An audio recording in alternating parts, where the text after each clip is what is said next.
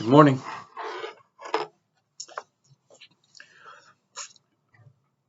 Last Sunday was sometimes people call it Good Shepherd Sunday.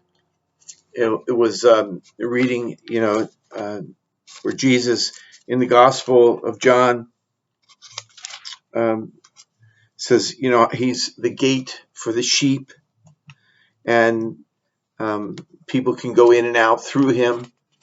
And then Monday in the Gospel, we heard, I am the Good Shepherd. He says, I lay down my life for the sheep, etc. So we've had this shepherd theme from John's Gospel the past few days. I haven't really spoken about it. And today, I believe today will be the last day for it. We move from that shepherd theme. So I just want to say a word about that. The bottom line for me, there are two real things. First, that Jesus is the good shepherd, that we know we can trust him because he lays down his life for the sheep. In other words, he's not seeking anything from us. He wants to give to us,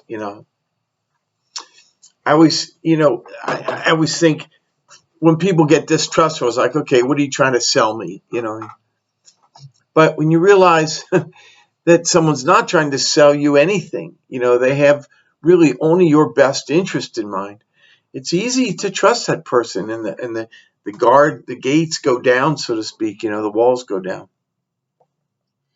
So it's the first thing always to remember, there are voices in our culture that would present God as somehow limiting us, trying to take something away, etc. No, Jesus came to lay down his life for us. He came down that we might have life and have it more abundantly, So that's the first thing. The second thing about the shepherd, and you will recognize this line, my sheep hear my voice. I know them and they follow me. Jesus is speaking to us always, his voice is going out. Those who follow him, those who know him, hear his voice, and you can tell his sheep, they hear his voice and want to hear it, welcome it when they hear it, because that's their guidance. And then finally, the third thing about this shepherd, he says, I give my sheep eternal life. They shall never perish. No one can take them out of my hand. And so once we belong to Jesus, we belong to Jesus. The only people that can change that is ourselves, or are ourselves, I guess. Like, no one can take me out of Jesus' hand. I can only choose to jump out of his hand. And so staying close, you've heard me say this before, the rector at the seminary used to always say to us, stay close to the fire, And there's a particular reason for that for priests, of course, But it's that for all of us. We're called Christian, as we heard in the first reading, In Antioch, the followers of Jesus were called Christian for the first time. We bear Christ's name. And if you remember Sunday, I talked about baptism. In baptism, we're configured to Christ, That's where we're headed. That's where we belong. We're shaped to fit Christ.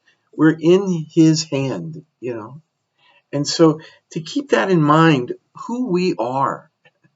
And to say Jesus is the good shepherd is, of course, to say something about him. And that's, we need to hear that about him.